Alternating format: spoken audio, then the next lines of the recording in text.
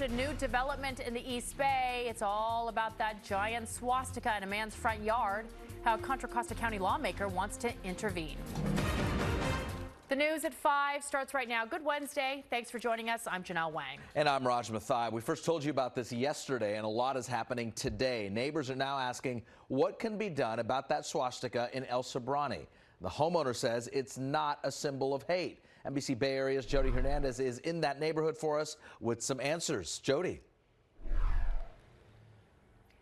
Raj, neighbors say when they first saw it, they thought the homeowner was just doing some upgrades to his front yard. But then they saw the design that was taking shape here, and they couldn't believe it. Now, I just chatted with a homeowner who said he just thinks it's a cool design and has no intention of removing it. I've been thinking about it ever since I realized what it actually was.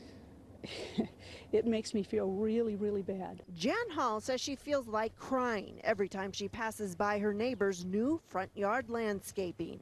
A symbol made from cement that looks like a swastika. What it does is it dredges up what's happening in the United States today. That kind of thing is not hidden anymore, that it's out there. I mean, it's out there in this front yard. It represents me not having to pull weeds over there in that part of my yard. That's what it represents to me. Homeowner Steve Johnson told our crew yesterday it's not a swastika at all.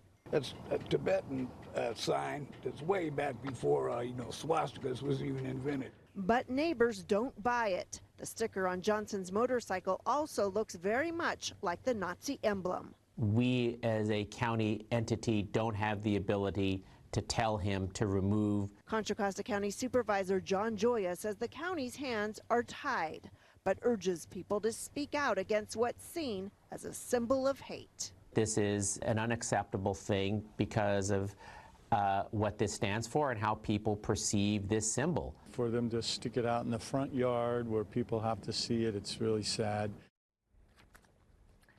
And we are back here live. The homeowner says this is actually going to be a driveway. When I suggested filling in those empty spots, he said he doesn't want to do that because that's for the oil to drip down. Again, he tells me he does not hate anybody. He says he's a Christian man. He simply likes the design. He thinks it's cool. In fact, he says he even has one in tile in his shower.